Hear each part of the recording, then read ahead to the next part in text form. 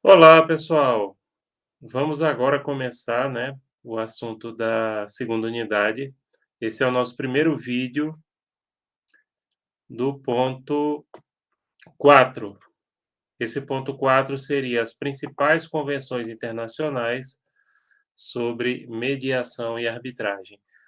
Bem, pessoal, esse é o nosso primeiro assunto. Na segunda unidade a gente vai ter 3 pontos, como a gente teve na primeira, né, mais ou menos equilibrando, e aqui a gente vai estudar a legislação internacional. E a gente escolheu analisar 3 tratados que o Brasil ou ratificou, no caso 2 o Brasil já ratificou, né, e um está em processo de ratificação, está no Congresso Nacional. Lembrando que um tratado internacional, ele só entra em vigor para um país, do ponto de vista internacional, quando é concluído o processo de ratificação pelo Poder Executivo, tá.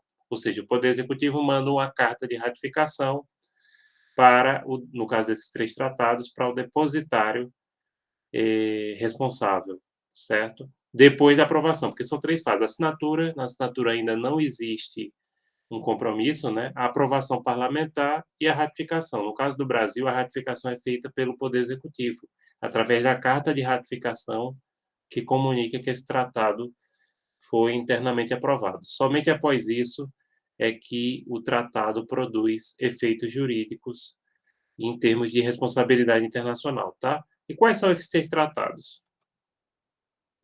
Primeiro, a Convenção sobre o Reconhecimento e a Execução de Sentenças Arbitrais Estrangeiras, assinada em Nova Iorque em 1958 e ratificada pelo Brasil em 2002. O segundo seria a Convenção Interamericana sobre Arbitragem Comercial Internacional, assinada no Panamá em 1975 e ratificada pelo Brasil em 1995. Terceiro, a Convenção das Nações Unidas sobre acordos comerciais internacionais resultantes de mediação, assinada em Singapura em 2008, pelo Brasil foi assinada em 2021, estando em processo de ratificação. Está ainda no parlamento, né, no Congresso Nacional, para aprovação. Deve sair daqui para o ano que vem, 2022, deve sair esse tratado que é importantíssimo. Esses 3 são os mais destaques que o nosso país faz parte, tá? Então, vamos começar pelo artigo 1º, parágrafo 1º da Convenção de Nova Iorque de 1958, que define que ela será aplicada ao reconhecimento e execução de sentenças arbitrais estrangeiras proferidas no território de um Estado, que não o Estado em que se tencione o reconhecimento e a execução de tais sentenças, oriunda de divergência entre pessoas, sejam elas físicas ou jurídicas. A Convenção aplicar-se-á igualmente a sentenças arbitrais não consideradas como sentenças domésticas no Estado em que tencione o seu reconhecimento e sua execução. Aqui, esse primeiro parágrafo primeiro do primeiro artigo, basicamente, ele traz alguns elementos. Primeiramente, ela se aplica às sentenças arbitrais estrangeiras, ou seja, a sentença arbitral que foi emitida em outro país em relação a um terceiro país no qual ela vai ser executada. Primeiro ponto. Essa sentença ela pode beneficiar a pessoa física, ou seja, pessoa natural, nós seres humanos nascidos com vidas, ou então pode ser uma pessoa jurídica, como uma empresa, por exemplo. E essa sentença ela se aplica por todas as sentenças estrangeiras, sentenças que não são consideradas sentenças arbitrais emitidas, aliás, emitidas no país, mas que tem algum elemento de extraneidade, como o pessoal do direito internacional privado fala, ou seja, um elemento que liga o ordenamento jurídico estrangeiro. Isso pode ser uma empresa estrangeira, isso pode ser o lugar de execução do tratado, isso pode ser do tratado não, do contrato, perdão, entre outros elementos que não considerem uma sentença arbitral doméstica.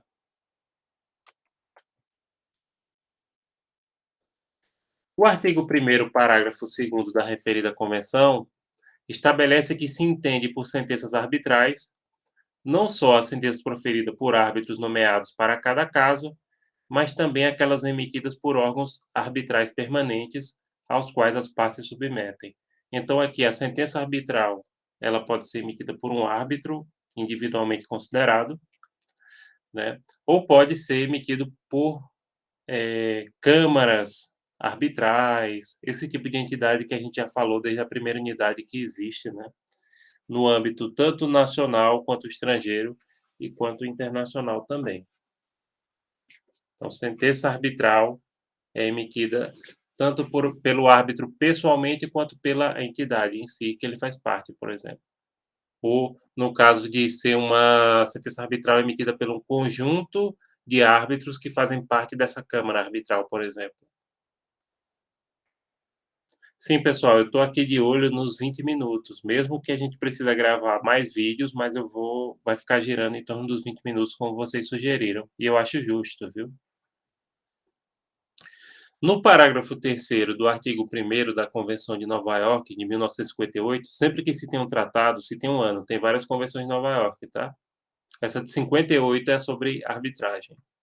Se especifica que quando da assinatura, ratificação ou adesão à presente convenção, ou da notificação de extensão nos termos do artigo 10, que fala da questão de Estado Federal, tal, qualquer Estado poderá, com base em reciprocidade, declarar que aplicará a convenção ao reconhecimento e execução de sentenças proferidas unicamente no território de outro Estado signatário. Poderá igualmente declarar que aplicará a convenção somente a divergências oriundas de relacionamentos jurídicos, sejam eles contratuais ou não, que sejam considerados como comerciais nos termos da lei nacional do Estado que fizer tal declaração. Bem, pessoal, aqui são alguns aspectos que se traz, por exemplo, em relação a essa questão da reciprocidade, né? Ou seja, que você aplica a sentença arbitral emitida no Estado, no que reconhece as suas também. Esse é o primeiro aspecto. O segundo aspecto é que é um pouquinho diferente, né? É que a convenção, o Estado pode declarar que ela somente vai ser aplicada naquelas circunstâncias em que houver divergências, podem ser contratuais ou não, desde que sejam consideradas comerciais, de acordo com a lei nacional do Estado que fizer com tal declaração. Isso é importante falar porque tem estados, como por exemplo a França, que eles têm jurisdição comercial. Eles têm uma justiça comercial, como no Brasil a gente tem uma justiça trabalhista, etc., eleitoral, né? Aqui no Brasil não tem justiça comercial, não, tá? É mais interessante para esse tipo de caso. A questão federal, depois a gente vai falar sobre isso.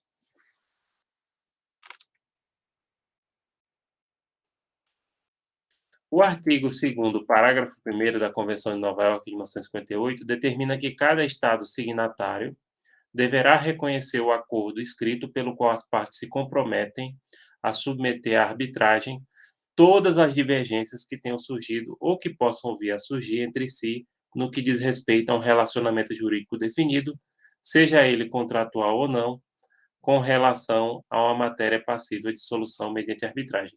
É importante eu mencionar, eu devia ter falado agora no comecinho, mas falo agora, que essa Convenção de Nova York, ela serviu de parâmetro para a legislação de arbitragem de vários países do mundo, inclusive a do Brasil, né? E reparem que ela é bem antiga, ela é dos anos 50.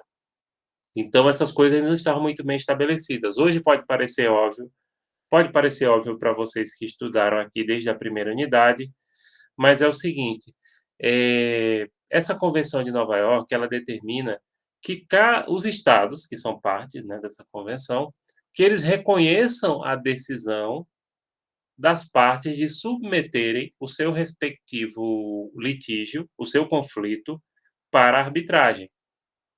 Seja diante de um fato que já ocorreu, um conflito que já está instalado, ou de qualquer eventual conflito no futuro, seja ele de natureza contratual ou não, desde que aquilo seja passível de solução mediante arbitragem.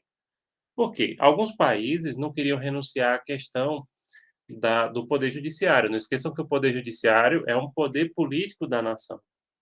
Então, essa primazia do Judiciário em muitos países ficou nesse sentido, de o Judiciário ser um braço político do Estado. E pode não ser partidário, às vezes, né? Mas ele é um braço político do poder estatal, do poder soberano do Estado. Então, muitas vezes a resistência à arbitragem ela se dá justamente por isso.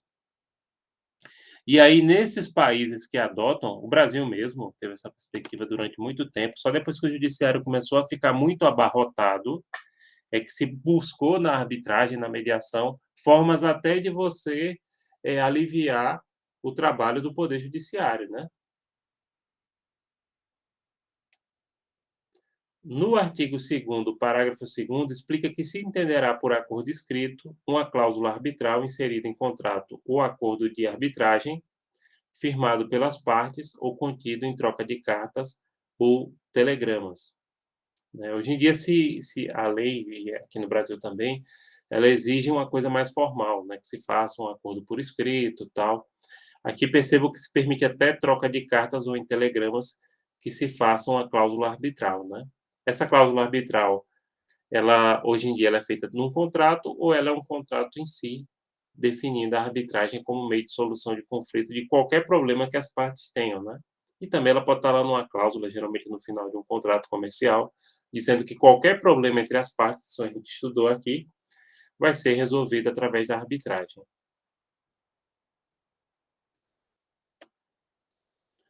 O artigo 2º, parágrafo 3º, regulamenta que o tribunal de um Estado signatário, quando de posse de ação sobre matéria com relação à qual as partes tenham estabelecido acordo nos termos do presente artigo, a pedido de uma delas, encaminhará as partes à arbitragem, a menos que constate, que tal acordo é nulo e sem efeitos, inoperante ou inexequível.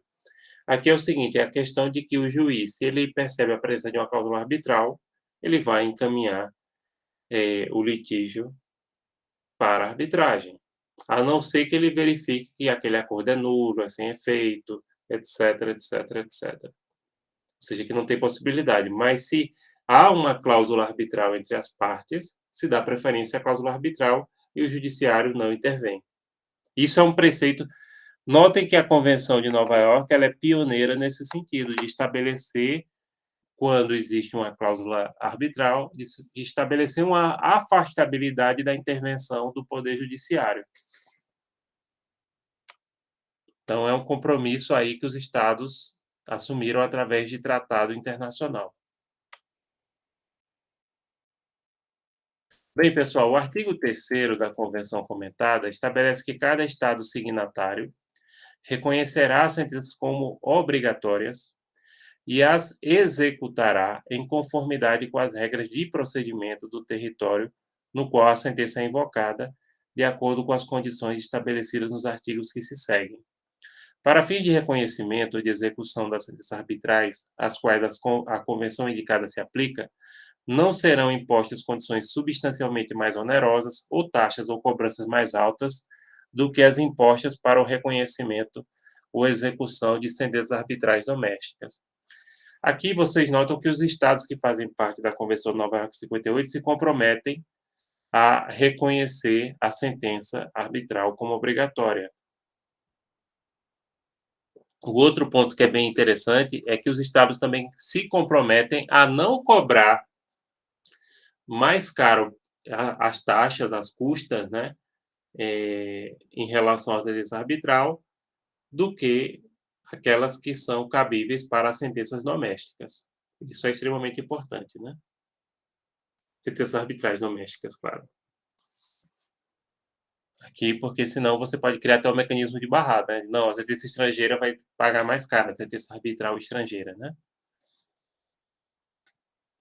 O artigo 4º, parágrafo 1º, determina que a fim de obter o reconhecimento e a execução, reconhecer é você reconhecer a validade, e a execução é você aplicar, tá? Por exemplo, a cobrança, isso é a execução. Execução, não pensa em execução no sentido de aplicação de pena de morte.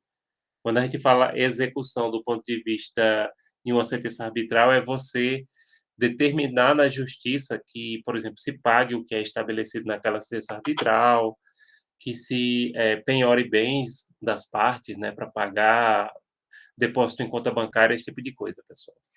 Entendeu? Não é executar no sentido de matar, não. É importante a gente falar isso para reduzir o juridiquês, né? Quando pensa em execução, pensa logo em tiro.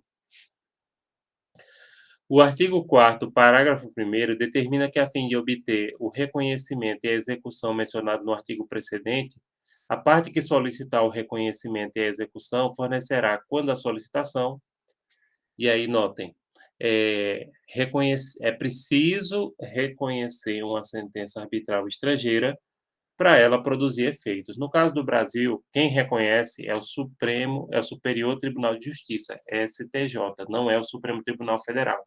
Isso mudou desde 2004. O Superior Tribunal de Justiça é um tribunal que funciona em Brasília e que fica abaixo do STF. O STF, vocês sabem, é o principal tribunal do Brasil, né?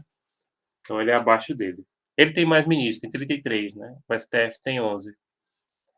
Esse é um dos motivos pelos quais eles deixaram para esse tribunal resolver esse tipo de pendência. A sentença original devidamente autenticada ou uma cópia da mesma devidamente certificada. Então, aqui são os documentos que tem que se dar entrada para reconhecimento e execução em outro país. Então, pegar a sentença original ou uma cópia que seja certificada. B. O acordo original a que se refere o artigo 2º ou uma cópia do mesmo devidamente autenticada. Aí, no caso, é a cláusula arbitral, o acordo, né, escolhendo a arbitragem como mecanismo de resolução de conflitos. Bem, pessoal, o parágrafo 2º do último dispositivo mencionado explicita que, caso tal sentença ou tal acordo não for feito em idioma oficial do país no qual a sentença é invocada, a parte que solicitar o reconhecimento e execução da sentença produzirá uma tradução desses documentos para tal idioma. A tradução será certificada por um tradutor oficial ou juramentado ou por um agente diplomático ou consular. Que é a questão. Isso só se aplica geral a documentos obtidos no estrangeiro. A gente já viu isso em direito internacional privado, né? Essa questão de você ter um tradutor juramentado ou fazer essa tradução no consulado ou no agente diplomático, né? Essa necessidade. Isso aí não se ocorre somente em relação a texto arbitral, mas qualquer documento. Essa necessidade de tradução juramentada. Inclusive, muita gente de RI, alguns alunos aqui, egressos nossos, fizeram até mestrado lá fora em relação à tradução, né? Muitos de vocês trabalham como professores de inglês, alguns até visam essa perspectiva, uma possibilidade, é um campo de atuação para vocês, essa questão da tradução de documentos, e também um dos motivos pelos quais vocês estudam a parte de direito internacional privado, essas questões, né? Para ter um mínimo de noção sobre isso, do que é isso, né? No artigo 5º, parágrafo 1º da Convenção de Nova York, de 1958, está definido que o reconhecimento e a execução de uma sentença poderão ser indeferidos a pedido da parte contra a qual ela é invocada, a parte contrária, né? Unicamente se essa parte fornecer à autoridade competente, onde se tenciona o reconhecimento e a execução, tenciona-se de fazer o reconhecimento e a execução, ou que se pretende fazer melhor. Prova de que as partes do acordo a que se refere o artigo 2º estavam em conformidade com a lei a elas aplicável, de algum modo incapacitadas, ou que tal acordo não é válido nos termos da lei a quais as partes o submeteram, ou na ausência de indicação sobre a matéria nos termos da lei onde a sentença foi proferida. Bem, nesse caso aqui, pessoal, são hipóteses que levariam à nulidade desse acordo, como, por exemplo, estar incapacitado. Incapacitado no sentido, por exemplo, de não estar no domínio de suas faculdades mentais, que aquele acordo não fosse válido de acordo com a lei que as partes estavam se submetendo. Então, aqui são questões que atingem a perspectiva do processo legal e também da capacidade das partes ao celebrar o acordo, de invalidá-lo, né? B. A parte contra a qual a sentença é invocada não recebeu notificação apropriada acerca da designação do árbitro ou do processo de arbitragem, ou lhe foi impossível, por outras razões, apresentar seus argumentos. Esse caso é outra perspectiva que vai contra o devido processo legal da arbitragem, né? Então, a parte não recebeu notificação em relação a quem foi nomeado o árbitro, a parte não pôde apresentar seus argumentos, que aí impede o contraditório, que a gente já falou aqui sobre essa questão do contraditório,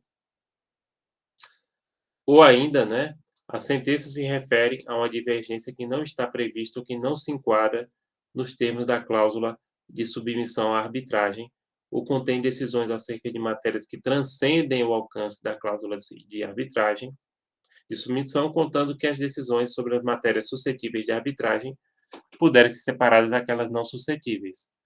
A parte da sentença que contém decisões sobre matérias suscetíveis de arbitragem possa ser reconhecida e executada. Aqui, pessoal, nessa linha C, basicamente seria o seguinte, seria em relação à questão de ultrapassar os limites que a cláusula de arbitragem estabelecer, entenderam? E também a cláusula de arbitragem ela não pode versar sobre tudo, por exemplo, direitos indisponíveis. Então, se ultrapassou os limites que a cláusula estabeleceu, ela é nula e a parte pode invocar a nulidade da sentença arbitral como um todo. Bem, as alíneas D e E eu vou deixar para comentar no nosso próximo vídeo.